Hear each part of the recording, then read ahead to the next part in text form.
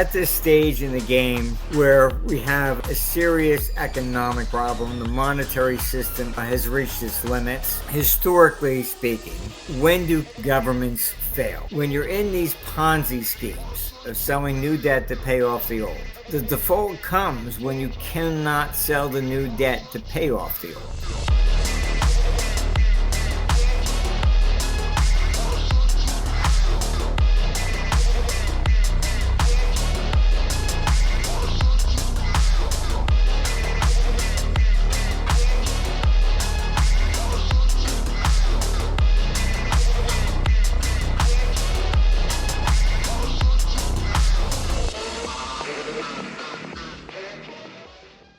Hello, everyone. Welcome back. I'm excited to be joined once again by Martin Armstrong, a renowned economic forecaster who's worked with central banks and some of the world's largest and most powerful financial institutions.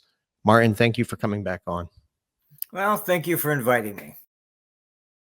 So, Martin, I've been following your work very closely over the past few months, and I got to give you a lot of credit for being incredibly accurate with just the way things are unfolding in real time. Been spot on. So I was hoping to begin this conversation, maybe you could share a bit of your personal background information and just how you got involved in the mix with major financial institutions, governments, and world leaders. It would really be great for our audience to hear your story. Well, certainly when I was 13, if you ever asked me if I'd be doing this, the answer would have been no. Are you crazy? I happened to have a client at the time, back in the old gold days, etc., is Walter Zengerle, and he was executive VP at Franklin National Bank. And right after Bretton Woods collapsed and the floating exchange rate system began in 1971, Franklin National Bank is the bank that started MasterCard. So they were, I think, the 25th largest or something like that. And they had a problem. And Walter knew me. Actually, when I had been 13, my father took me to Europe for the summer. So we drove all around, from Sweden to all the way down to Italy and Spain and whatever. So that actually taught me currency, because we had to change it every time we crossed the border, and it taught me an interesting aspect that people don't always understand. But currency is something that we think of in our heads. Right. It's a language, an economic language of how we actually value things. So if you go, if you're an American and you go to Europe and they quote it in euro, you're immediately converting it back to dollars to judge if that's fair or not. And a European's going to convert it to euro, and so on. So the currency itself is actually an economic language in your mind, right? Of how you value things. All right. So that's what I learned from that trip. It was very interesting. And because we had to, change currency, went to Italy but so when Franklin National Bank got in trouble, they lost about 10%. It was about a 10% move in the Italian lira. So they didn't teach any of this stuff in school. The floating exchange rate system just started in 71. Well, they still don't teach it. Exactly. They still don't teach any of this stuff. So right. Walter came to me and he said, would you take a look at this? You know this stuff. I said, okay, fine. So I saw it, and they lost it. They took about a 10% hit on the Italian lira, dollar currency switch. And that took down Franklin National Bank. So after that, every time there was a currency problem, it was like, get the guy that did that one, They call you. I started getting dragged into all these different various things because I understood the currency and nobody else really did at the time. And so So even by 1985, when they're creating the G5 and all that stuff, I was, called in for that. The Brady Commission by 1987 crash. I got called in on that. It was a currency move. So back in 1985, I didn't realize, but because we were doing currency, we had clients coming to us from around the world. And naturally, they were all institutions, because back then the reports that we would put out were on telex, and they're very expensive. I mean, so people were paying $250,000 a year just in telecommunication costs. So that's why we had just institutions. Nobody honestly could afford it otherwise. Right. And so the idea was that we would open an office in Europe to reduce the communication costs, send one there, and then redistribute from there. So I was opening up in Geneva, and went to lunch with one of our clients, who's one of the heads of the top 3 banks there. And I had a list of European names, like European advisors, stuff like this, because I knew there was anti-Americanism in Europe. And he asked me, he says, name one European analyst. And I couldn't at the time. I was embarrassed. I'm thinking, oh, am I an arrogant American, And he said, there are none. And he says, you don't realize why everybody uses you. And I said, no. And then he explained to me why there were no analysts in Europe. That after World War II, the politicians were using the currency as a validity that they did a good job. So Deutschmark's up 20% against the dollar. See, I did a good job. So no bank analyst is there going to come out and say the Deutschmark's going to go down. Right. It became a political statement. And so he said to me, he says, you don't realize why everybody uses you. And I said, no. And he says, because you don't care if the dollar goes up or down. I said, it's just a trade. It was never a political question in the United States, as it was in Europe, because they were all starting from zero. So that's how we became so big. And we're everywhere. I mean, to this day, we got offices in China and UAE, and you name it. We're kind of like the mini UN in a sense, that we have every race, every creed, every gender. We've got clients around the world, and we've got staff from like India and China, and Middle East, everywhere. So that it was the currency that took us that way, and it was more or less, I would say, an interesting experience. I was running around doing just because all our clients were institutional. So I would go to Toronto, and there would be like 30 people in the audience, all institutions. Okay. And then I would fly off to I remember one, I think it was like an 82 or something. I did one in Zurich, and a Canadian had flown there. And I said, gee, why did you come here? I do them in Canada. He says, no, I just wanted to see what you do in Europe.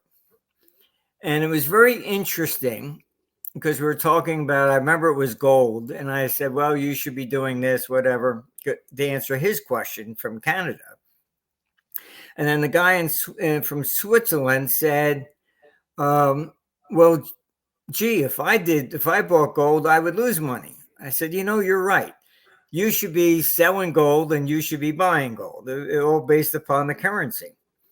And then they said, look, why don't you do one conference where we can all come together? I said, that's a good idea. So then 1985 started our first World Economic Conference. And it was quite funny, because we had the Hasidic Jewish community from New York, which ruled the garment industry. We had people from UAE in the Arab white robes. And I mean, it was literally like a UN meeting. It was people from everywhere. And so then when, the telexes, that then moved to faxes. Then with faxes, basically, then you're talking about emails. So the communication costs came down dramatically. Can imagine. And so now we're, individuals could afford to subscribe, where that was never possible in the 80s, not, back then. So it's been a long journey, but a fascinating one in the sense that people think you wake up one day and say, this is what I want to be. And it's just doesn't work that way. Nope. You just 100%. Go with the flow. Right. I mean, I was a musician, and now I'm teaching finance. A musician, engineer, and now I'm teaching finance, but digital currency. So, yeah, look, this is the way life is. It's people ask me off, look, you don't know where you end up at. You really don't. You just go, you follow your nose, I guess, to some degree. But because the currencies were integral to politics, of course, I started getting dragged into all these different governments. We had the Lebanese government. One of the big banks there found a ledger of the Lebanese pound back in the 1800s, asked if we could do a model on that. I said, sure, send it over. We put it in. And I thought there was something wrong with the data. And I went back. I said, look, there's something's got to be wrong. This thing says your country's going to fall apart in 8 days. And very calmly, he says, well, what currency does it recommend? I said, well, the Swiss franc. And 8 days later, the Civil War began. Wow. So I encountered that again. We had a client in Saudi Arabia, one of the biggest shippers. And he calls one day and he says, hey, Iraq's going to start attacking shipping in the Gulf tomorrow. What do you think gold's going to do? I said, you tell me a war's going to start tomorrow? Yeah. Oh my God. Wow. So by the time 1998 came, I did a conference in London. I stood up and I said, look, Russia's going to collapse. I give it about 30 days. That was the long-term capital management crisis, all that. I got blamed for that mainly because the London Financial Times had snuck in the back of the room and put it on the front page. Armstrong says Russia's going to collapse in 30 days. We're going to have nukes running around all the place, But basically what I've come to realize over the years is that somebody always knows. Right. Before something plays out in real time. Yes. Like the SEC used our stuff for 9/11. They were looking at who bought puts, 1 or 2 days on the airlines before. The Hamas attack of October 7th. Strangely, the defense stocks were moving within 1 week in advance. It's true. So you always see these things. Somebody has information. Right. That's a lot of insider trading, and that's pretty much how they make the moves. And that's how the rich get richer in most scenarios, is that before a crisis unfolds, they're making all these positions and moves before it unfolds.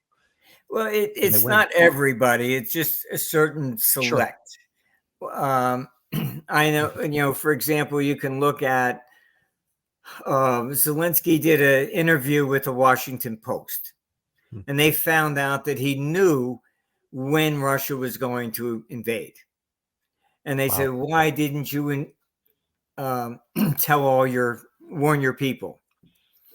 And his response, and this is in the Washington Post, well, if I told them, I would have lost $7 billion. Wow. That's very sad. But it shows he had information in advance. Yeah. And look, this is what goes on all the time. You can also look up in, I think it's the Daily Wire, the day before Russia goes into the Donbass, he stands up to make sure that's going to happen. Yeah. And he does an interview there, which is in the Daily Wire, published in London, says Ukraine is going to rearm with nuclear weapons. Wow. One day before. And It's like to make sure Putin crossed the border. right, they baited him. And Yes. that ties us even into what's happening in the US. So we'll move on to that here shortly, but please continue. This is just the way it always is. There was a big investigation against FDR that he knew about Pearl Harbor. All right. And it came out that the U.S. had broken the Japanese code. And then there was a big Senate investigation, which you can also Google up. And they concluded, well, we're not sure entirely that FDR knew, but they didn't deny that the U.S. had known. In fact, there was a leak. You can also Google up and find out that the Honolulu, I think, Tribune was the day before, said we're going to be attacked. Yeah, they knew. But if I can also interject real quick, as far as Pearl Harbor, I do remember reading an article which was eventually released that Pearl Harbor took place because we were cutting their supplies and their oil reserves, if I'm not mistaken, or cutting off oil to Japan. So we were like hurting them, and they kind of retaliated. Yes. But Well, then what America it knew. was that FDR tried to get the U.S. involved in World War II, and Congress would not issue a declaration of war. I did see a documentary. He did a speech in Boston, I believe it was, and he was saying, "I'm just going to send military aid to Britain, and no boots on the ground." Because the Irish, which dominated Boston, they said, you want us to now go over there and fight to save Britain after what they did to us in Ireland? I can imagine their response. Yes. So that's why America was very isolationist. Yeah. Most of the Europeans that came to America, they didn't want to go back and defend the people that they fled from, really. Right. And so the whole thing with Pearl Harbor, and if he cut off their supply, what we've done to Russia is exactly what he did to Japan. He Exactly. froze all their assets in the United States, cut off their energy because they were getting their energy from the United States. So cruel, though. It's cruel. It Well, really is. But that's how they do business. it wasn't cruel. It was strategic. He wanted Pearl Harbor to take place because then he could stay up, go to Congress and get his final declaration of war. That's right. Without Pearl Harbor, the United States would not have gotten into World War II. They wanted to make sure it happened, and they had legal precedent to get away with it. Yes. Right. So there was a Senate investigation on this because it was, did he do this? Did he set this all up? He did. They concluded, there's not enough evidence. But the mere fact that there was a Senate investigation on it to begin with shows you how much that view was circulating around Washington. So true. It's crazy. I mean, what a world we lived in, and what world we're still living in. So let's move forward. I really was hoping that you could give us some insight and just bring us up to speed where we are today globally. We have a failing monetary system. The BRICS nations is on the rise. There's also societal decay. And from what I've gathered, it seems that our political system is broken and neither side is going to accept defeat. Could you walk us through the current agenda or narrative that's being spun? Yes, look,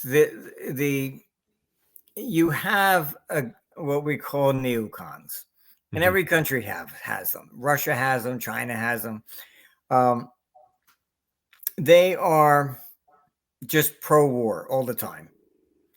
And you can see it that, I mean, I know some of these people, like Bill Kristol, his father's the one that started the whole neocon movement. And I had conversations with him before. It was like if they took out Saddam Hussein, Assad, and Gaddafi, take out these dictators, they would bring peace to the Middle East. And I said, "You're out of your mind." I said, "You don't understand. Most of this is a lot of it is religion, cultural differences. They don't understand this, or they ignore it. Europe has done the same thing with the EU. I mean, you've got different cultures. That's what made Europe such a wonderful place to go visit. Completely different.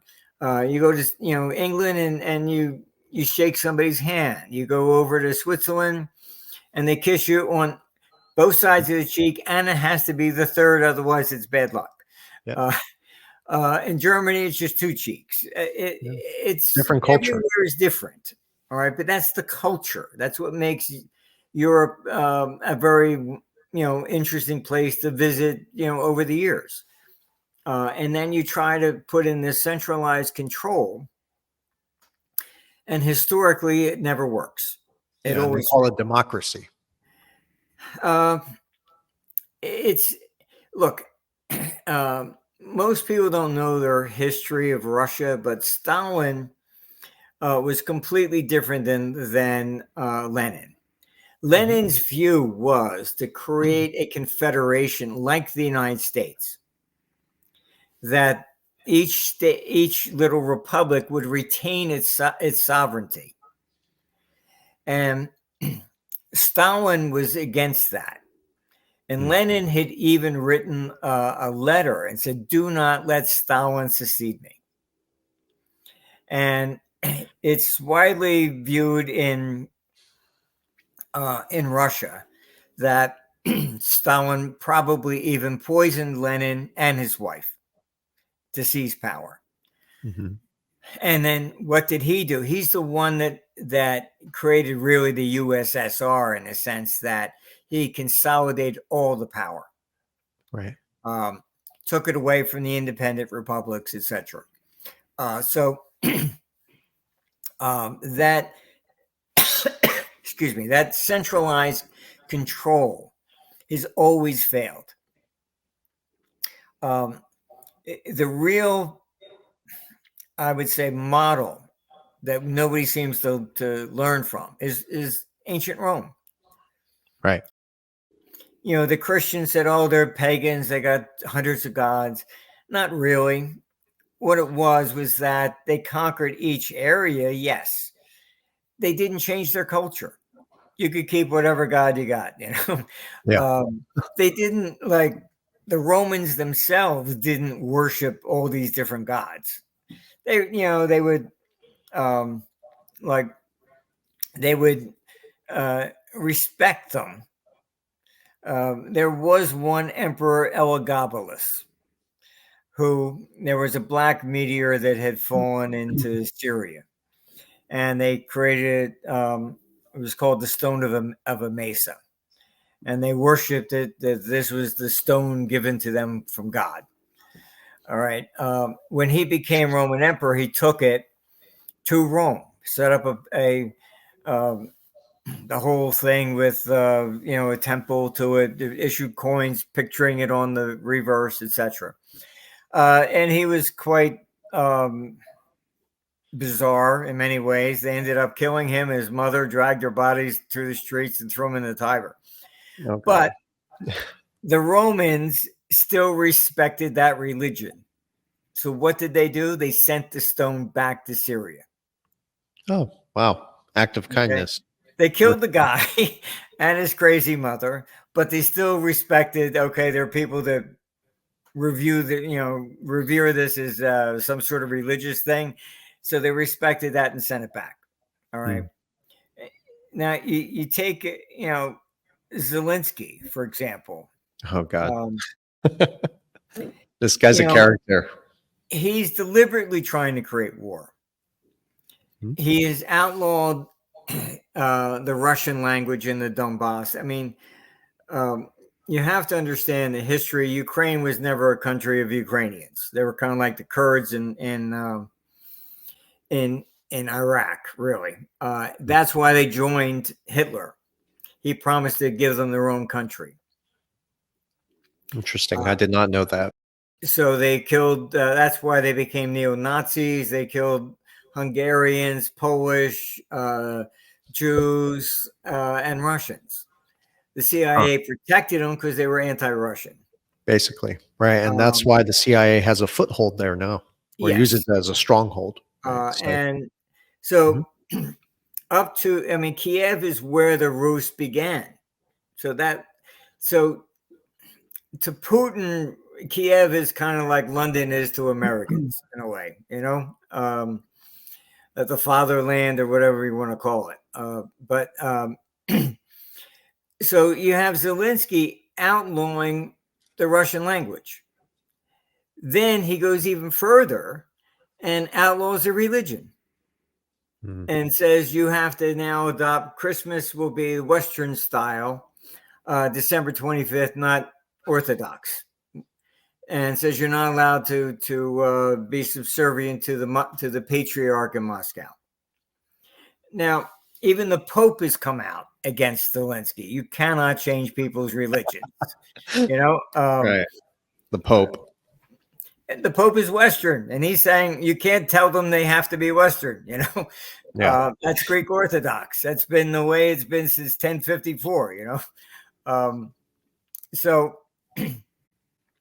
You know, the problem we have here is Zelensky's deliberately trying to make sure this war continues. I'm trying to escalate it. Yeah, look, Putin's not a warmonger. The criticism of Putin inside Russia is that he should have gone into Ukraine like the U.S. did into Iraq, and the war would have been over in 6 weeks. Right. Shock and all. But he's more of a historian, and like I said, Kiev to him would be like London to us. You know what I mean? In America. So he was reluctant to do anything of that nature. And that's the criticism that he gets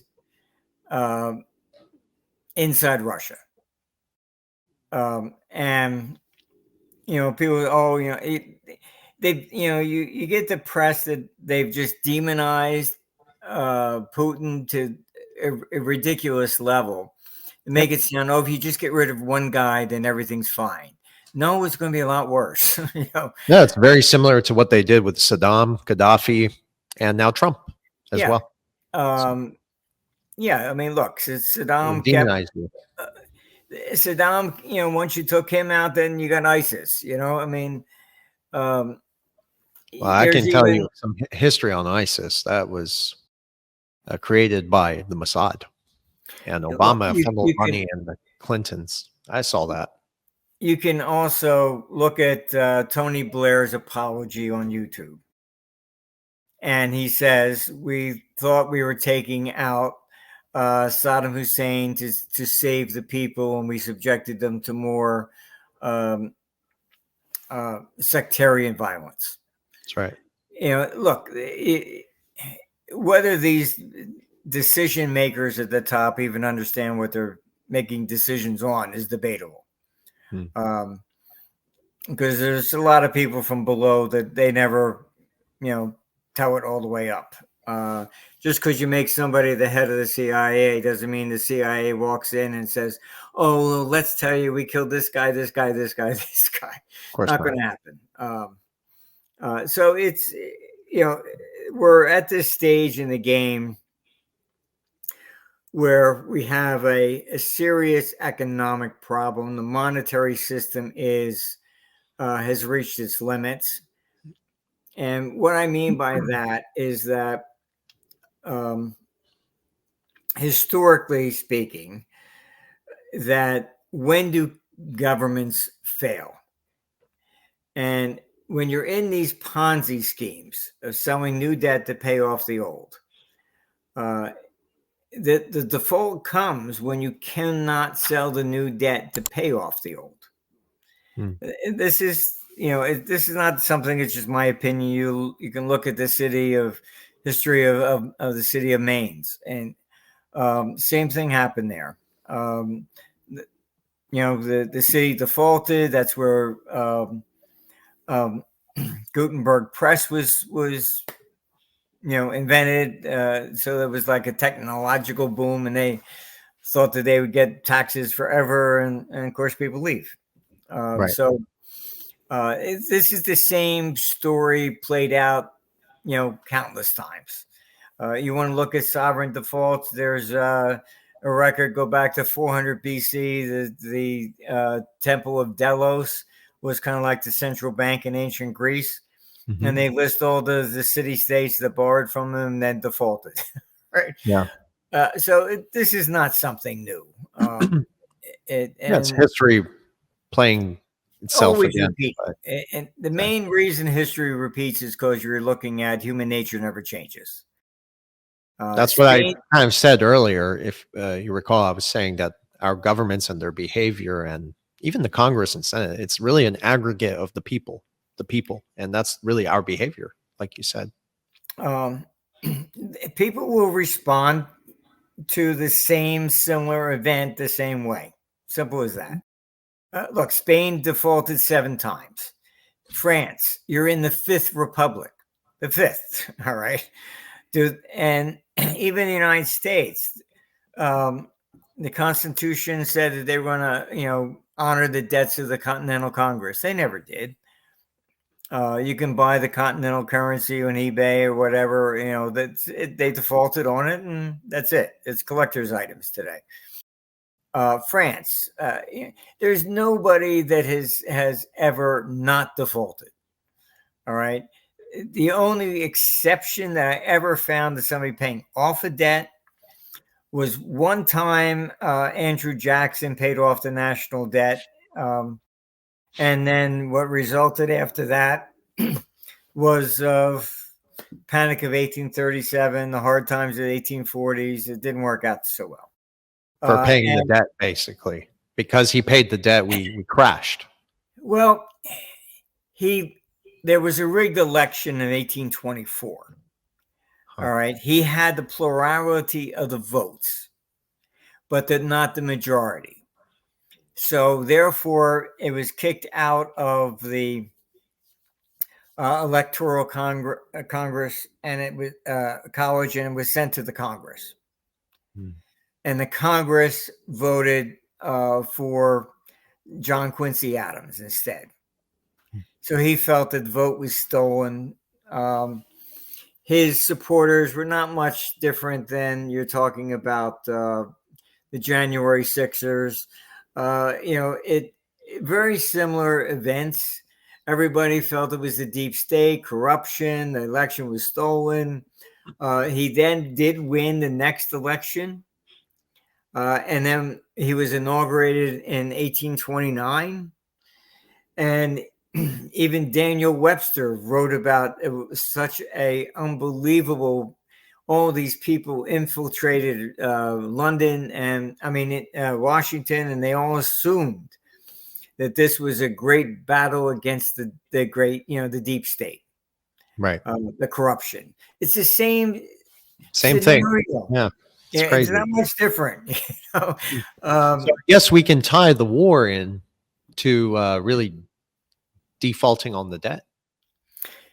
When when there is war, like American Civil Revolution, you form a new government, and that new government, of course, doesn't honor the debt of the old government.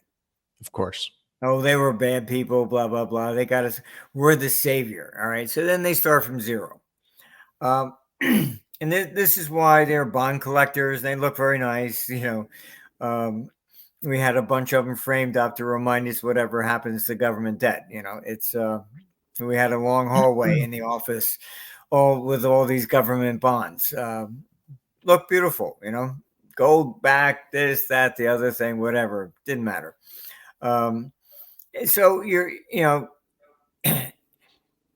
what they're going to do is basically they need war to default. They'll create new government. When the euro was being formed, because we were really the largest foreign exchange advisors probably ever, they came to me as well. So I sat down with them and I told them, I said, look, they're trying to create the euro. I said, you have to consolidate the debt. If you don't consolidate this debt, you're never going to compete with the dollar. That's and what happened was Chancellor Kohl knew that if he let the German people vote on joining the euro, he said he would have lost 7-3. So he took Germany into the euro, and he even admitted before he died that he acted like a dictator. However, his requirement to do that was not to consolidate the debt, because Germans are always worried about, inflationary debt, etc. And I warned them. I said, look, if you don't consolidate the debt, all you're going to do is transfer the volatility from currency to bond markets. And I was told back then, look, we just have to get the euro through. We'll worry about the debt later. That was 1998. All right. So traders, what do? Okay, fine. If you're bearish on Italy, you short the Italian and you buy the bunds. All right. All the members, they don't pay the same interest rate. That was the promise. Not realistic. So really, you have this whole problem of a debt crisis still. right. And it's not the level of debt. The U.S. debt could be, quadrillion. That's irrelevant. What the issue is when nobody is in line to buy the new debt. Right. Then you cannot pay off. The confidence on governments to pay back their bills too. So when you're looking at the collapse of the debt structure, they know this is coming. All right. So this is part of the digital currency stuff. Yep. I mean, all I've ever heard from them is that if they eliminate paper currency, they'll collect 35% more in taxes. And I've told them, I said, look, I don't care how much you collect. You'll always spend more. Yeah. Because largely you're looking at, I don't think the Democrats know how to run anymore. Of course not. I mean, yeah, that's been obvious for a while, but you're right. But what I mean is that it's always the pitch, vote for me and I'll steal it from this guy and give it to you. That's the pitch. Yeah. And so you see Stammer already, he's now controlling, he's going to go after the wealthy, and he's contemplating even putting an exit tax. I mean, California's done that. I mean, I got out of New Jersey because I knew that was coming. So instead of these politicians saying, gee, why are people leaving? Oh, let's punish them for leaving. Mm-hmm. This is just the attitude. And you see it, I saw it coming in Jersey, and you see the same thing in California. Now you see the same thing emerging in Britain. Yeah, it's really unreckoning. Always respond the same way. And that's why I say in governments, they don't allow mirrors because they never want to look at themselves. Right. Basically, the people are the problem, and they Yes. try to kind of work around that. So all I've heard is that create the digital currency, we'll collect 35% more in taxes, we'll know everything that somebody's doing. You Mhm. hire that 16-year-old girl next door to watch the kids while you and your wife go out to dinner, and you gave her $50. Oh my God, that's why Yes. we're broke, because that 16-year-old girl, It's very Um, sad. And if I may, real quick, Martin, the reason I asked also about the war and the debt is because of I look at what the banks are doing at the moment, and if you look, we saw that they lowered the interest rate. They plan to print more money. They have no choice, which is certainly going to prop up the markets. It's going to prop up the dollar. But my question is like, do you see us kind of evolving into digital money, which is already happening in real time, or do you think it's going to take some sort of massive banking crisis or an event like a cyber attack or even a nuclear scare, which is happening as far as the propaganda with the war, because the stage is already set. And that's what I do. I look real deep into the roots of how the technology is being implemented and integrated between the central banks and the banks. So, do you think they're going to continue to drag this shit show on longer than they have to? Or is it just designed to create more inflation, make life harder for everybody, so it all can happen at once? What do you think? no, look, they, um,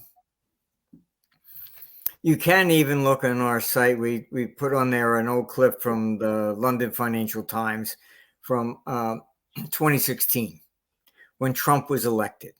Okay. And the comments is that at Davos, everybody was upset. Hmm. How dare populism emerge? And so it's democracy as long as you vote for them. If you vote for against them, oh, that's evil populism, you see. Um, and that's when it really started, when Trump was elected. It gave a shock to a lot of these governments that, oh my God, we could be voted out. Um, so I see. things began to change from there on. And right now, they're concerned that Trump is going to win. Um, and, I've spoken with RFK. I mean, I've supported that he should basically join with Trump. Right. Why? Because they're both anti-war. I said, that's the real issue. Fine, if you got 80% agreement, that's good enough. All right. I mean, not everybody agrees 100% on everything anyhow. But I was pushing that because I think also a lot of people do not know. But back in 2016,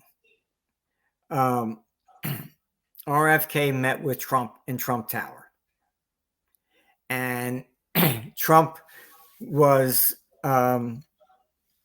giving him a commission.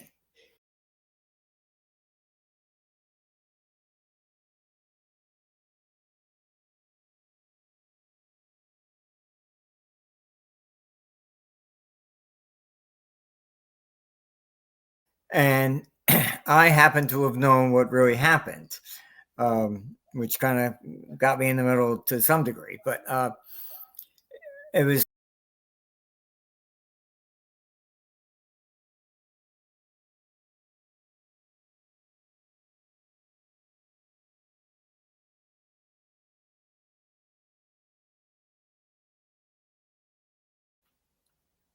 all right. So I knew there was agreement on that. All right. RFK was more interested in the health and things of that nature, but also anti war because he knew what was done to his uncle and his father. Right. And Trump was anti war. I had gone to dinner at Mar-a-Lago back in March of 2020. Uh, and as you know, I've met so many heads of state. I like to at least look in their eyes to see if they're real or not or whatever. Good point. And in all honesty, Trump was the first one that really impressed me. And because he said he wanted to pull the troops out of Afghanistan, but the reason was that he was sick and tired of writing letters to parents to say your son died for God and country or whatever. And he said at that meeting, at that dinner, he said, look, what are they dying for? What are we doing there? They've been fighting over borders for 1,000 years. What difference are we going to make? So he wanted to pull out of Afghanistan. Of course, John Bolton was going, oh, he's a traitor, blah, blah, blah, and all the rest of the shit, but it's just a neocon, all right? And over the years, what I have concluded, because I've met so many of them, I was good friends with Margaret Thatcher, and she had the Falklands War, etc. And I think to be a career politician, you have to numb yourself to some degree. And what you're doing is you realize that there's always collateral damage. Somebody's always going to die from every war. Expect it. Okay. All right. And it's like being the head of a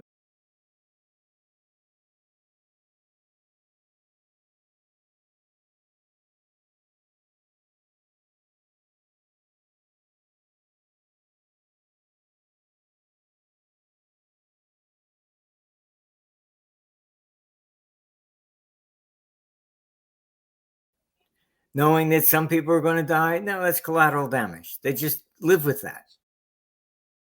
Trump not being a career politician wasn't, I don't think, taught that. So when he said he was one to pull out because of the letters he had to sign. A president has to sign a letter to the parents of every soldier that dies. Wow. Most people don't know that. So everybody else just sign it, take them away, goodbye. All right. He actually knew what he was signing. And so he had a heart. Yeah, it showed me something about him. No matter how much you want to demonize him on all this nonsense or whatever. And like I said, I've met so many heads of state. You told me you met Hillary once. That must have been shocking. Look, I've met like John McCain. I mean, some of these people you just don't want to even ever shake hands with. You just don't. I mean, I can see. It's just I don't know how else to say it. It's like, I don't know if I shake hands with you if I've ever been able to get it clean again. Right. It's I don't know why some of these people even want to be in there. I've noticed a few that it's monetary. Yes. Like when the Clintons left, I mean, they stole furniture from the White House.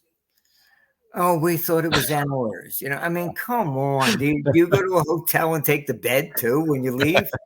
Or the pillows. I mean, it's just that's funny. It's true. You can Google that one up. They had to give some of it back. But this is I've met all kinds over the years. Something has changed. Back in the days, I mean, I could have an intelligent conversation with Margaret Thatcher. She even came to one of our conferences and spoke there. Reagan, I mean, all these people, I mean, I could actually sit down and talk to them. I don't know any world leader today that I could possibly sit down and have an intelligent conversation with. I agree. Biden, Trudeau, Ursula, I mean, none of them. Yeah, and Ursula, there's not enough attention on her. Look, there should be. Came from Schwab's board of directors. I mean, Davos Group. Look, I mean, I've even posted. There was an out clip from Davos where Bolsonaro is saying that all these people they're assholes. Yeah, yeah, it's true. So I didn't like him either. I think what their agenda is the corporate global governance, and that's something I want to talk about. Actually, I know the United Nations, and go ahead, The please. reset is the system is not sustainable. That's correct. Yeah. All right. I know Schwab. His great reset is what our computer has been showing that is 2032. He's Yeah. just trying to push it into his direction. I All see. right. So this could go in two ways. Is that accurate? Yes, he's trying to push it into authoritarianism, and I think it Republican forms of government are the most corrupt. All Right. right. You can't bribe a monarch and you can't bribe a dictator, but you can bribe everybody that's in the parliament or Congress.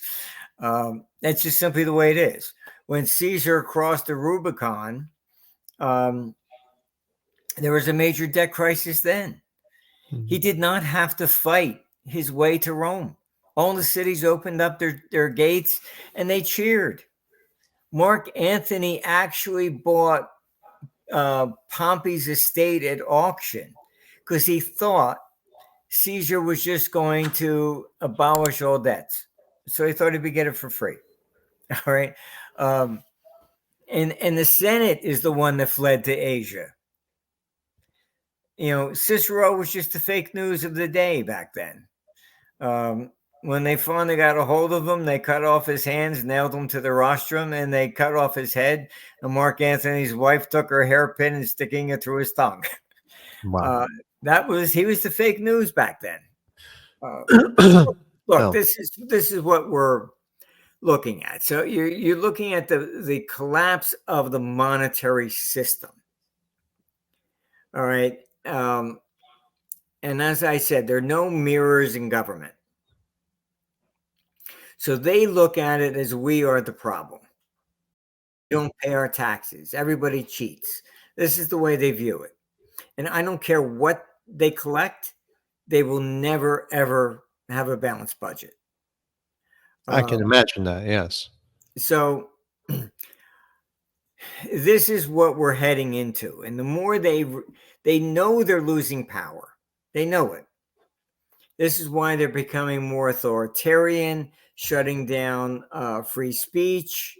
They think that they can retain power by basically sealing up everything. Right. Forcing us into it, cornering us into it. Yeah. I mean, look, that's what Stalin did. All right. I went behind the Berlin Wall before it fell because I wanted to see what it really was like anyhow. But I don't like to, I like to verify what I've encountered. All right. So I can tell you what a child being raised there was told. The state is your parent, not your biological parents. And if they ever said anything against the state, you were to report them. Right. You get penalized, and some people would get rewarded for reporting them. Look, very shameful. Isn't this what California's doing? Yep. All right. If a child says it wants to change their gender, the teacher's not supposed to tell the parents. Right. The state is now the parent. It's the same thing as Stalin was doing. This is the Cloward-Piven strategy, if I'm not mistaken, from Columbia University. Look, this is it's all being orchestrated because they know they're losing power. That makes sense. They wouldn't do this if everything was hunky-dory, Yeah. So this is why they're becoming more authoritarianism. They're shutting down everything you possibly can for free speech. People erroneously think that you even have a right to free speech, which you do not in the United States. If you read the first, never.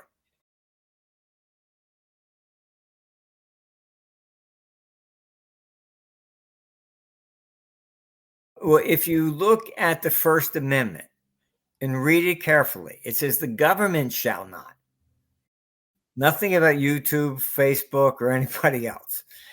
So a private corporation can censor you.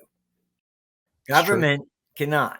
So what did you went up to the Supreme Court? Oh, well, the Biden administration was instructing private and companies to censor various people. That's why. I'm The government surprised nobody has talked about a digital constitution of human rights, if that's the direction we're already in. well, Should be. there basically are none. If you look at, there's a Supreme Court case, Harris versus McRae, where a woman basically, after Roe versus Wade, argued that, okay, fine, it's a constitutional right to have an abortion, so the state should pay for it. Went up to the Supreme Court. The Supreme Court said, sorry, no. All right, you don't have a constitutional right basically to anything. The Constitution, they said, is negative. It is a restraint upon government. It is not a positive right for you. So look at the wording. It's the government shall not do this. Right. It's in the detail. Okay. It's not saying, oh, we're giving you a right. You don't even actually have a right to vote. I agree. I just wrote an article on this. If you look everywhere in the original Constitution, not one place does it say an individual has a right to vote. It's the state that shall appoint electors to the electoral college. There's no mention of an election Yeah, for the like people. George Carlin says, it's just temporary. It's But we got to fight for it, is though. this is And it. I yeah. mean, but people think you have a right to free speech. You have a right to constitutional rights. No, you do not. It's a restraint upon government. That the government is not supposed to do something. Basically. It's, you just got to pay attention a little bit more to what they're actually doing. And this is why we're in this dilemma. Well, and they will get more authoritarian, desperate to retain power. They need war.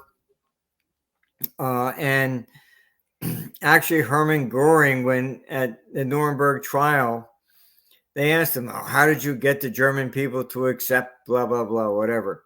And he said, oh, that's always easy. Every government does it. You just tell them they're going to be attacked or this or that or whatever. And he says, and you drag them along. And look, this is it. Stanley Milgram, who was Jewish, did a very interesting study based upon the Holocaust and the Germans and all this, and it's called Obedience to Authority. All right, and I suggest reading it. Okay. And what he did, he conducted this study, and he took an actor, put him in a room, connected all these wires to him, and just took random people off the street. Said, here, read him these questions, and every time he gets one wrong, you got to give him an electric shock. And they all did it. And the guy's screaming, oh, please don't do it again. I can't take it anymore. And they would still do it. And he said, he concluded that if you think there is an authority that is legitimate and orders you to even torture somebody, the average person will do it. Wow. It's quite, it upset the psychological community they didn't want to believe that. Of course. But you'll find videos on it, but it's Stanley Milgram. I strongly advise, because this is what they are doing to society. Well, that's something I wanted to ask you about, hence this article here that came from your website. You also sent this to me to read thoroughly, which I have. And I think it ties us into something I was trying to say earlier, is that it's clear that it's really the International Monetary Fund, the Bank for International Settlements, the World Bank, and even the United Nations that are really orchestrating this monetary reset through Ripple's technology, the asset I talk about specifically using a digital asset called XRP. But you have proxy wars in the middle of all of this. Well, it's keeping people distracted from what's really going on and the rules and the laws that are being implemented. So hence this article that you put here, digital IDs. You did mention it was going to play a key role in the system. Now, this article, the title, A Digital ID You Will Beg For, I was hoping if you could possibly expand on it a little bit more regarding the integration of digital money and the digital ID systems. It's twofold, really. I had the mandate from Hong Kong back in 1997 when there was going to be handed over to China in 98. They knew I knew the Australian government. And they asked me if I could negotiate to buy an island, something so that they could move. And I met with the former Prime Minister, Paul Keating. And everything I proposed, the answer was no, no, no. And so I finally said it was, I didn't understand. I said, I've got a blank check here. I'm authorized to pay off your national debt. What's the problem? I said, is this racist? You don't like Chinese or something? And he said, no. He said if they allowed them to come into Australia, they would change the political structure. They would vote conservative, and he was a Labor government. That was the first time I encountered this idea of altering society for political purposes. On day one, when Biden took office, the very first day, what did he do? He signed an executive order opening the border. Now, the FBI, you can also look up, has conceded that about 1,500 terrorists have entered the United States. Yes. Okay, so they want a domestic terrorist attack. Yep. When that happens, the solution here is a digital ID. I see. All right. It's the same thing with voting. This election is going to be a disaster. Oh, yeah. I already know. You have the DOJ, Department of Justice, suing Alabama because they took tens of thousands of people, the illegal aliens, off the voting rolls. And they're doing this all they let in all these people to do what I encountered with Australia. If I let them in, they will vote conservative and therefore change the politics of Australia. Well, that means they're rigging the election already. Absolutely. That's what happens after, though. Like, what happens if they rig the election successfully and Camilla wins or gets put into office by the neocons or whoever's funding her campaign? What are the people going to actually do about this? Do you think there's going to be a revolution, a civil war? We certainly can get to civil war, and this is because of what I was talking about earlier, like centralized control. Yes. Take the abortion issue. All right. The Supreme Court was right. Throw it back to the states. They're not satisfied with that. Oh, no, it should be everybody in the country absolutely has to have this. All right. Very nice. All right. You're now taking the Bible Belt and saying, we don't care about your religion.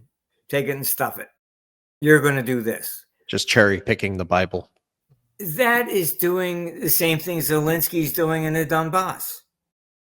All right. If you don't respect the religion of those people, and that's what I was saying, what made Rome the Pax Romana for 1,000 years. It didn't say you now must have only our gods. You must have only our this. It allowed everybody to keep their own culture. That's what made it work. All right. Somebody in France could make a pot and sell it to somebody in Syria. Free trade. All right. There wasn't trade restrictions, any of this other nonsense. All right. So when peace takes place because it is economically beneficial. All right.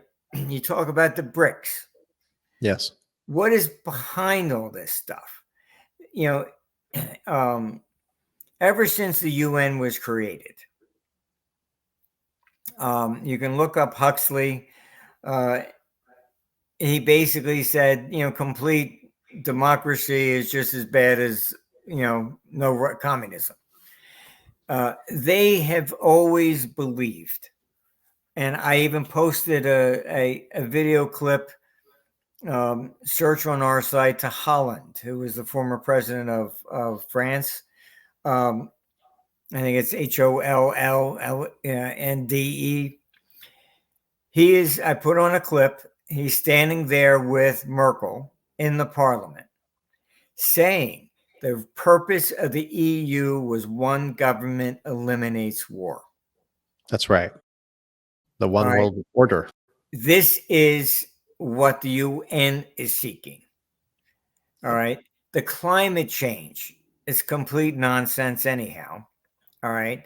But you can also Google who is the first one that presented climate change to Congress.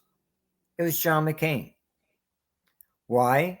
He was pitching that eliminate fossil fuels and go to nuclear to cut off the energy supplies of Russia. He's a neocon. Had nothing to do with the climate. All right. That was what he was pitching. And so he's the first one that even presented this climate change stuff to Congress. Now they ran with it, and Al Gore did too. And now the climate change agenda, what I've discovered in its entirety, is a major depopulation agenda. And that's how they're going to sell it. Well, yes, that's part of it. But the other part of it is that the UN has used it. But one country cannot possibly defend the entire planet. That's right. So therefore, we need one government for climate change. At their climate change UN conference that they had, nobody that objected was even allowed to speak. Look, this is the way things, this is the agenda. This theory of a one world government has been around for a long time. And a one world currency, I believe, too. Yeah. I mean, look, or payment system. The IMF has already created its digital currency. They're keeping it, behind the drapery right now. But the pitch is that this will replace the dollar. That's right. And I'll tell you which one it is. I've been studying this for 5 years, and I've had so many people confirm it. I'm just waiting for you to confirm it. XRP. You don't have to say anything. Look, which one it is, that's not the issue to me. Of course the issue not. is that it's the political agenda. The control mechanism. And this is what they're doing. And look, BRICS took place simply because it's geopolitical. All right, when they put the sanctions on Russia, that was a warning sign to everybody else. And then you had the neocon Blinken threatening China. Oh, if you help Russia in this war, we're going to put sanctions on you. China held 10% of the U.S. national debt.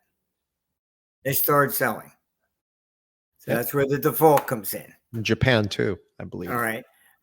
So if you're eliminating the buyers, sorry, this is not going to work. All right. So the BRICS was formed because they realized that people like Blinken and Washington and in the Biden administration, and that's why they're pitching Camilla, because will do whatever she's told as well. And they will run they think that they can threaten everybody else into doing whatever they want. No, that's not going to work. No, it's not. So that's what the BRICS has been about. They realized that they needed a separate system that they couldn't be removed from. Yeah. So this is what the real agenda is on this sort of thing. Of course. And the thing is about that asset I continuously talk about, it has no political bias, which means any country can actually build upon it, the blockchain, and it gives them sovereignty. Well, you had the Bank of England pushing the digital currency, and so that should be programmable. Yeah, the CBDC, that's a whole different thing. Yes, Within the and the pitch was that a mother should be able to restrict her child from buying a chocolate bar for lunch. Well, if she can do that, then what can else? Like you said, it's about the issue. You're right, 100%. Totally agree. Look, I mean, they'll say whatever they need to say to get something through. They create wars, and unfortunately, you can also look on our site. Lindsey Graham appeared on Face the Nation, and he actually said the truth for once. He said that there was 10 to 12 trillion dollars of assets under Crimea, which is a gas field, and we cannot allow Russia and China to get a hold of that. So I thought this was supposed to be about democracy, and freedom and all the rest of the stuff. I think that's the masquerade that they use today. I mean, that's the propaganda to sell something, and what they are really looking at is that Russia is the richest country in the world from natural resources. And if they can conquer it like Hitler tried and Napoleon tried, and they all failed. I guess they think a third time is a charm, I guess. I don't know. That they'll be able to pay off all the national debts of everybody with all the natural resources that they would get out of this. But they would also start a nuclear war. I don't think Russia would actually sit there and let them do this. I mean, I've listened to Putin so many times, and he publicly talks about how America is a degrading society, a lot of societal decay. The empire is so corrupt, pedophiles, et cetera, et cetera. I don't want to get into the rabbit hole, but pretty much our political class is really a cancer to the world. Well, it's I don't even understand the logic of it anymore. Exactly. That's my point. Things are just getting very strange and weird. Yeah. I mean, you had Waltz, Victoria, Camilla's VP, they call him Tampon because they put tampons in men's room. I mean, I really don't know. I don't understand even the logic to a lot of this stuff. Yeah, there's no logic to the logic that they're trying to put. No, I mean, all right, fine. If you changed your gender and you're now a woman, well, why would you still go to the men's room and look for a tampon? I mean, I just don't.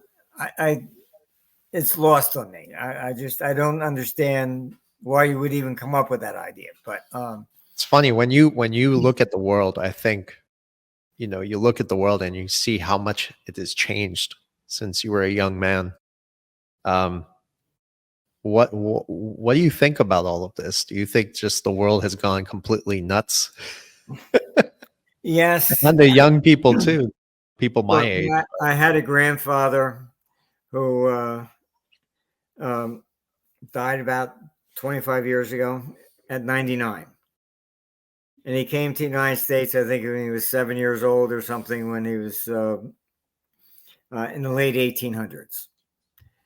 And I bought him a 70-inch rear projector TV because he had a small thing, I said, "Here, Pop, I went to get this for your birthday." And maybe a few months later, I said, he says, "Oh, I don't like it." I said, "What's the matter?" He says, "It plays more commercials than the other one I had." I said, "Now you can see it." But he lived before there were even electricity lights. Wow. what he saw in his 100 years, I reflect on myself. It's like we began, our business. It was with telex. Then it went to fax. Then it went to emails. It. Yeah. I don't really know where the heck we're going to end up with, but other than, look, the technology is moving rapidly. Yeah. Most of the AI stuff that they're talking about is AI. It's not really AI. It's not something more sentient, I think. No, it lacks that ability. It can mimic it very well. Okay. It's really a lookup thing. Like ChatGPT. I mean, it's great. It's a language model. Find me this, do that, make it sound like it was this. That's all fine. Okay. It's not really alive. Of Right. course not. No. That's a Hollywood thing. Hmm. That the computer suddenly becomes awake and says, "Oh, I don't like you. I think I'll kill you today." It doesn't have that ability. I've been a programmer all my life. You're not going to get to that level. I've got It's a problem solver, though. Problem solver. Yes. And if it figures out that humanity is a problem, or not humanity, and also algorithms can be programmed. So, well, yes. Look, you can. Something to be It's concerned not. about. There are different things that you can do. I mean, I wouldn't put it in charge of the nuclear power systems and stuff. No. I mean, no. You don't know what these things are. Okay. We have the only real artificial intelligence system in the world with over a 40-year track record, but it is focused purely on the financial world economy. You're talking about the computer. Tell you the name of Lady Gaga's dog. All right. It's a different thing. I mean, people have put in to ChatGPT and sent off and said, okay, fine. What's the difference between you and Armstrong Socrates? And it actually articulates it very well. It says, I'm a language model, and he's, basically focused on something completely different. That's accurate. It was interesting. But when you're talking about AI, and what's part of this bubble nonsense is that when it comes down to, you have this machine learning process, neural nets. And the guy who's got a Nobel Prize for a neural net, very nice. All right. But they're not really realistic. All right. IBM spent a fortune creating Watson and pitched it that it was going to cure cancer. This idea comes from Hollywood. If you just throw a whole bunch of information in, suddenly it learns everything itself and comes, sentient. Mm-hmm. And that's just not true. I see. All right. What Socrates is different. It was an AI system that I created, but I had to put in my experience. You can't have a black box and just hope it knows how to trade. Right. You have to let it build upon what you've. It's if you're not a trader, you've never done this, you're not going to come up with an AI system that's ever going to do what Socrates does. Excuse me. It's just a different element. It's kind of like a guy are you going to be able to write a book on how does it feel to give childbirth? I mean, it's just not going to be able to do it. It's going to take a woman. I'm sorry. Yeah. Good point. Well, there are just certain things you cannot do without experience. Agreed. My own self. I mean, look, I've lived in Switzerland, London, Tokyo, Hong Kong, Singapore, and Australia. I'm more of a citizen of the world than Yeah, purely just an American. you're a global citizen. I've been everywhere. I've seen it all. We've got clients in absolutely every place, and we have to look at everything through their eyes, because everybody will respond based upon their own currency. As I said before, American goes to Europe and they quote it in euro, then you're going to calculate it back in dollars to judge if it's fair or not. So everybody responds based upon their currency. And this is part of the problem in forecasting. Oh, Dow's up, so that's good. So everybody's going to buy it. No, not if the dollar is down 20% and the Dow went up 5. That's very nice, but it went down to a European, You have to look at these things in currency. Of course. That's why I got called into the 1987 crash. I warned them in 85. I said, you cannot manipulate the dollar down 40%. They did this. Oh, it's going to increase. We'll make our goods cheaper and reduce the trade deficit. I said, everybody's going to sell U.S. assets. True. Well, why would you they wouldn't do want that? Mm-hmm. I said, because the dollar is going to go down. They didn't listen to me. I wrote a letter to Reagan about it. I said, this is wrong. So when the 87 crash came, I got pulled into it. I didn't even want to go. And they started calling my friends and lobbying. If you don't go in there, they're going to take our computers away. They were blaming computer trading. If you look at the Brady Commission report, the best I could achieve out of that was at the end, it says we think currency had something to do with it. That's it. They're never going to blame themselves. Of course not.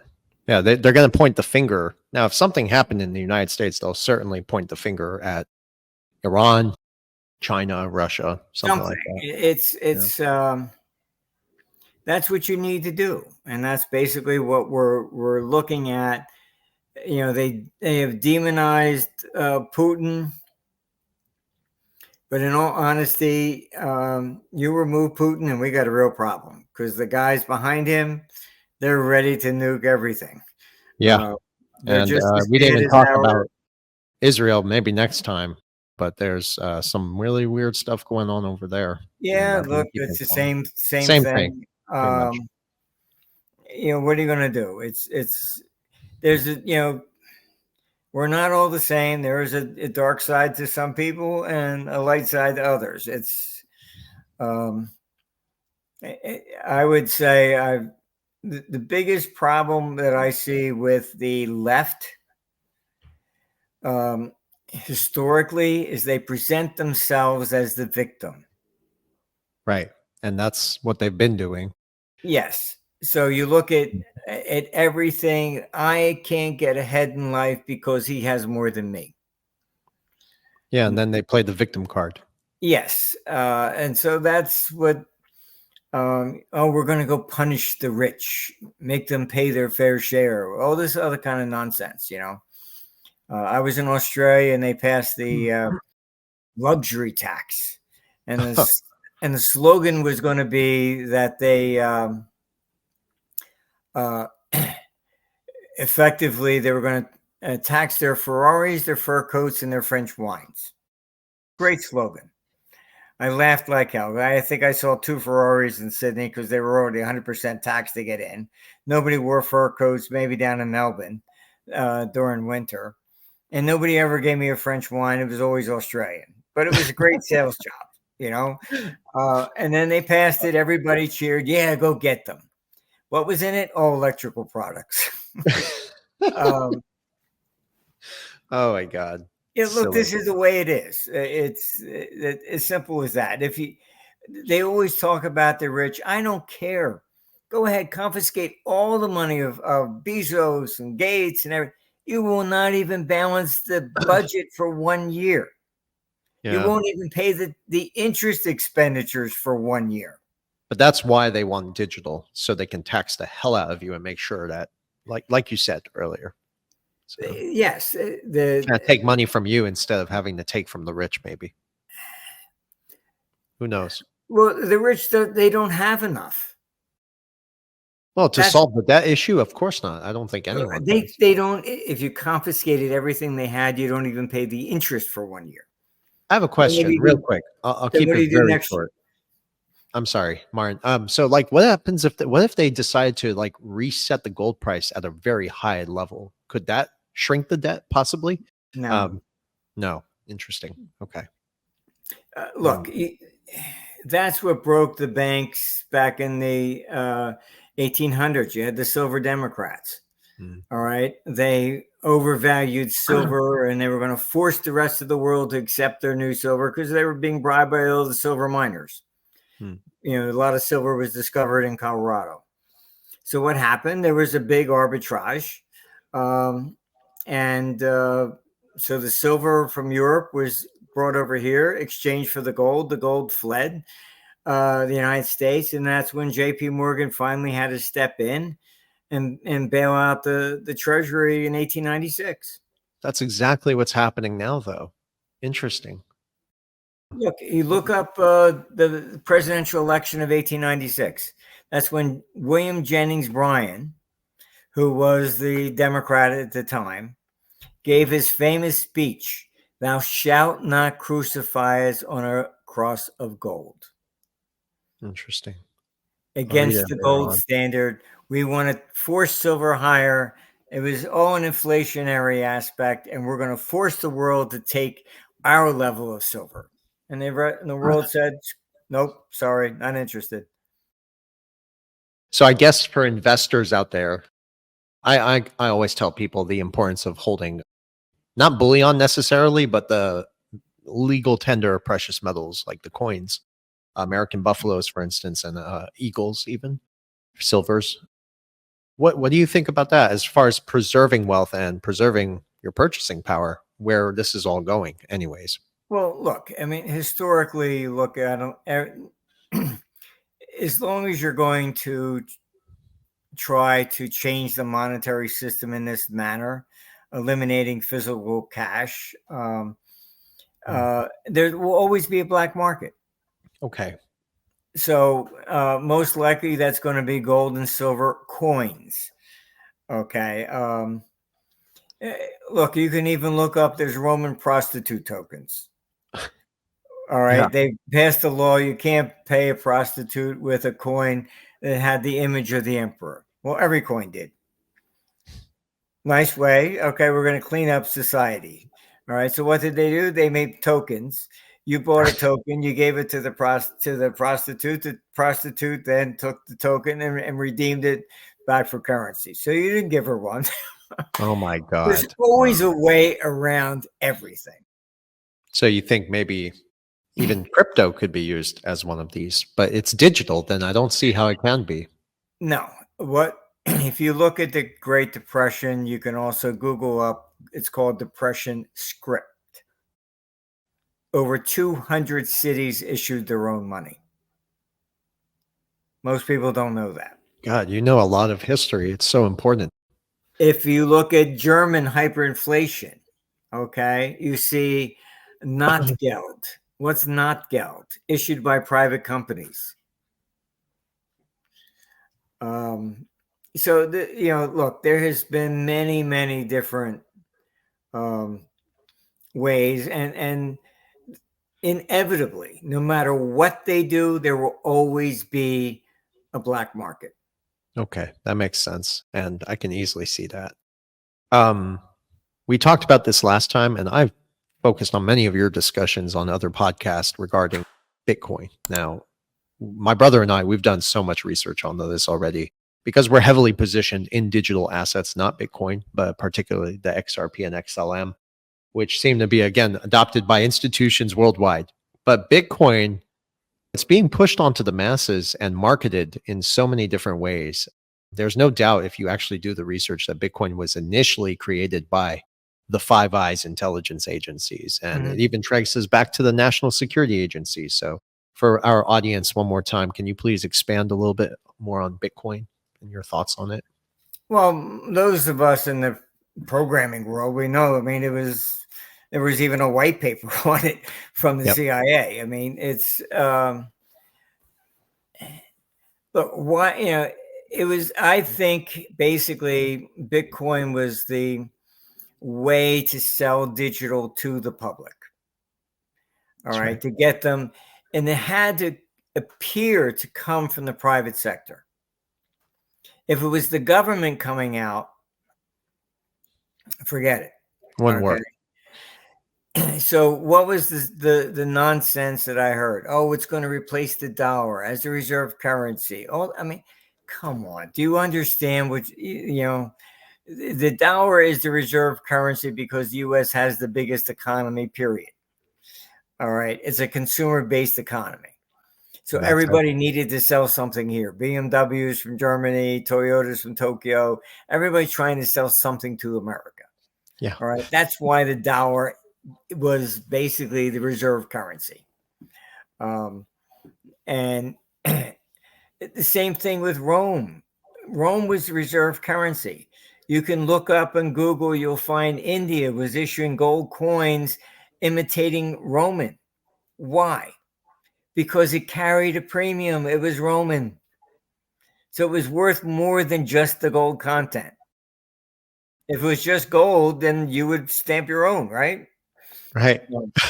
So, I mean, look, this has been, around for a long time.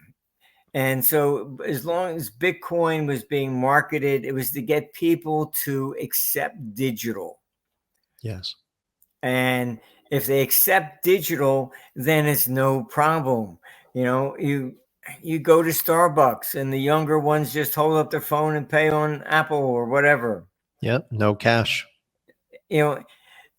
So they've got the next generation already into this. All right. Yep. Cashless society.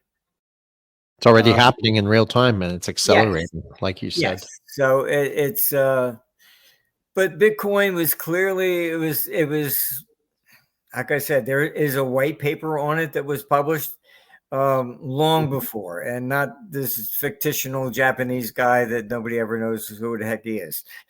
Yep, it's true. And they're coming out with a documentary now on Bitcoin. And I actually put a tweet out the other day warning people that, listen, there's going to be fragments of truth as far as the technology and the innovation, but there's going to be a lot of BS with it too.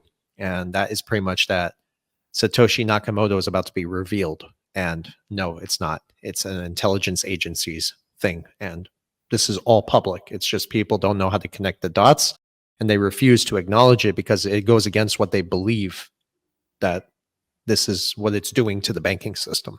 They think the illusion that they can beat the system at its own game is a reality. I'm not kidding.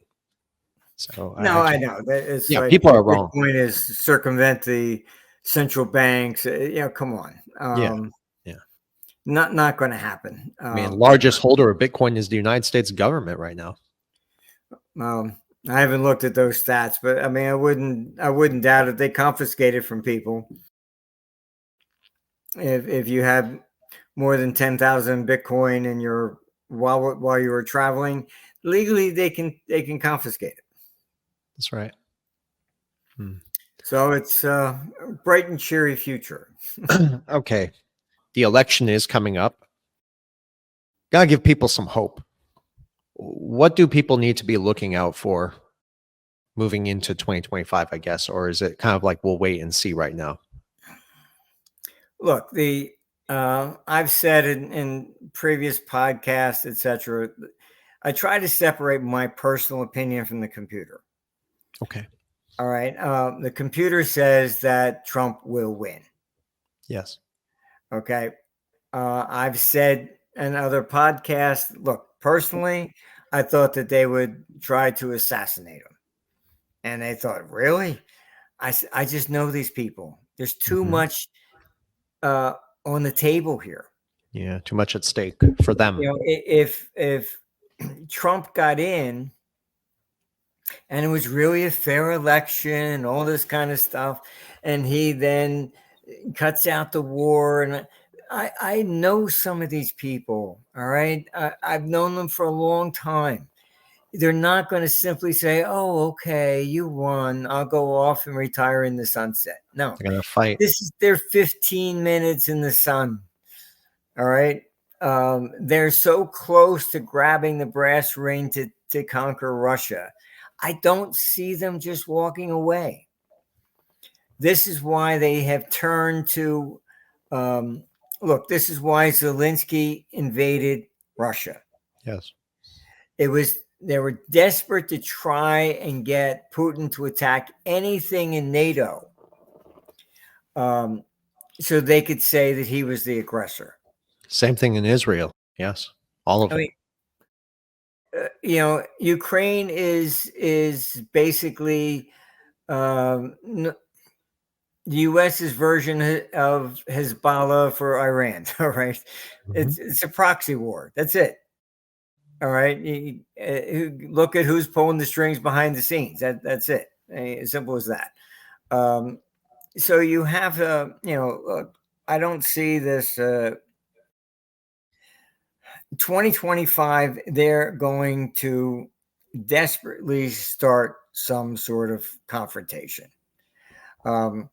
They're poking the bear with Ukraine, the same thing with Iran, and they're trying to stir the pot over there in Korea. Yep. And breaking our systems down here. So they don't look at that. Of course not, but this is the Cloward Piven strategy. You have to destroy all society, so people are so distracted from their freedom being taken away. They overwhelm people with propaganda and headlines, and that seems to be dominating the space right now. Well, in all honesty, the neocons, I don't think they're looking there. They have spent their entire life wanting to conquer Russia and China. All right. That is their focus. Okay. If they were smart, all right, you don't threaten China, who holds 10% of your debt. If they start selling, guess what? You can't then issue the new debt to buy more weapons to go get them.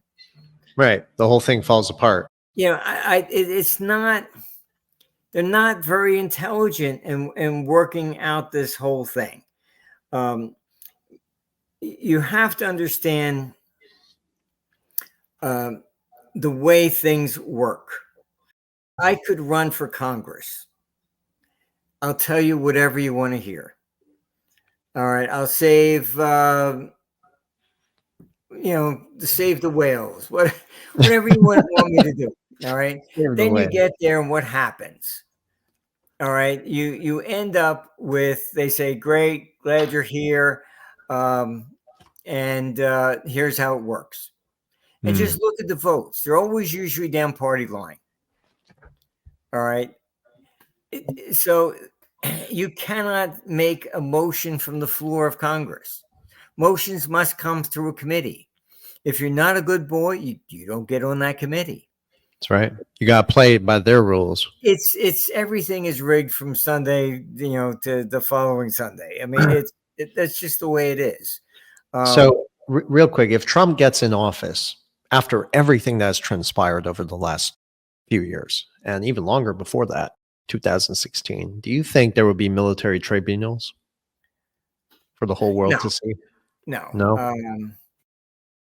Trump is that's all. Look, the guy that even started this nonsense that Trump would be a dictator, who wrote that for the Washington Post? Victoria Nuland's husband. Right. Wasn't that Victoria Nuland, right? Her husband. Yeah, Kagan, her husband. Yeah. Trump is not interested in tearing up the Constitution. He's just not. Well, tearing up the Constitution is a whole different thing. I don't see Trump doing something like that, but military tribunals, things of this nature, no. Well, how do these people get held accountable if he comes in office? Hillary Clinton, Bill Gates, you know what I'm talking about. It's all going to depend upon. That's why I was pushing for RFK to take the Attorney General. Might need to borrow your computer. I'm just kidding. And my argument was that, look, that his father was Attorney General. He wants to be more on the, the health side. It's very nice. You can change all the rules. And then election comes and they get in and then they change the rules back. I mean, it's nothing permanent. So, you're just looking at this stuff that Trump victory is not going to stop the economic decline. We're in a recession into 2028, period, regardless of who wins. I agree. And this is just the fallout from the economic, problems that we have. In 2022, I broke a story that governments were going to monetize their debt on the XRP ledger, and that just recently became a fact. Well, look, I think we're going to have a lot of problems. And I think Trump would probably resist the digital currency stuff, but I got to say that the risk to Trump actually is that they would now just maybe shoot down his plane and blame it on Iran or something. Something like that. I think he's too much of a risk for them. To like be kept alive, you mean? Yeah, I mean, the deep state's not going to follow suit. When you got, and if you look at Rome as the example, eventually what happened, one general disagreed with another, they split up and they fight each other. Mm-hmm. So I don't think you're going to be looking at the military completely supporting one side or the other. That will probably split. We're just looking at basically the end of the United States as far as unity is concerned. Yeah. Declining empire. In Europe, I mean, look, you've demonized it to the point that it's like you've made Putin the devil. Now, how do you sit down and shake his hands and agree to a peace deal? Yeah, you can't, not at this point. Exactly. After what's been done. You've gone too far. All right. This is what's happening domestically. It's scary. They have demonized Trump so much. The polls that I've seen from California, that up to 70% of the people said that they would secede if Trump becomes president. There is no common ground anymore. So civil war is very likely then. Absolutely. Eventually, yes. I mean, whether it turns into violence or you just separate. But look, I mean, you can't have this position. And like I said, the left always sees themselves as the victim. And their success is the oppression of everybody that disagrees. That's correct. Thank you. I like the way you phrased it there because that seems to be right. You can't possibly, that's what Abraham Lincoln said, a country divided cannot stand. So Rome split into three sections: the Gallic Empire, the Eastern Empire. After that was about 260 AD. Then there was a civil war. Then it was brought back again by 275. But you go through these periods of time, and this is unfortunately what happens after several hundred years. I mean, you've divided the country way too much. As I said, you just look at the Democratic Convention. I think they threw out Trump's name in 289 times or something. Yeah. At least you're being realistic about the situation. There are people in this space who are totally unrealistic and they don't see things the way you do, and few people in the space do. I mean, it's really a shame. Honestly, just looking at history, and human nature never changes. It's as simple as that.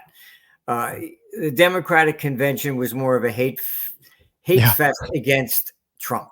Right. So how do you then say, "Oh, okay, he's my president"? It's not going to happen. No. So the computer is projecting large civil unrest, and it doesn't matter who wins. Yeah, basically. if Camilla wins, you're going to have the right saying it's because of all the illegal aliens. It may end up in the Supreme Court. I mean, you're looking at a complete mess. Complete mess. And that's really what all this hatred that has been spun up politically. This is what you get. Makes sense. And it's, you know, it's not civilized anymore. No. Oh, well, Trump stands for this, so I against that. No, he's a bad person. He lies about. You're demonizing the individual and his character.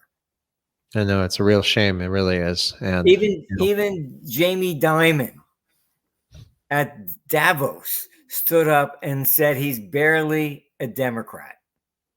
He said, you're demonizing, you're spinning hatred of 50% of the country. Look at what he said. Well, that's why I call this the Cloward Piven strategy. It's in full swing right now.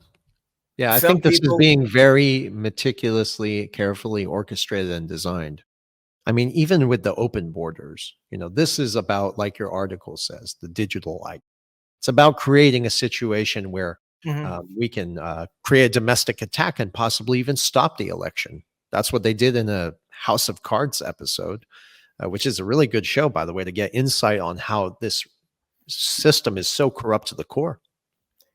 Well, they can't postpone it indefinitely. They can delay it, though. They can delay, but not past January. So what would happen? You want a slick way to do it? Biden resign. Don't give them ideas.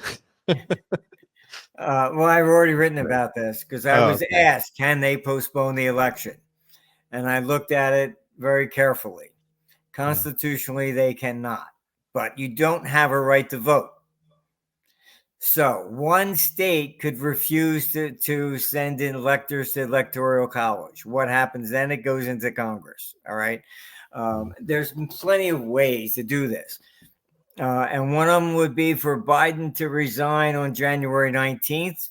Camilla becomes president on that day. And then you can, because then the president is not, you know, extending his term. This is a brand new president.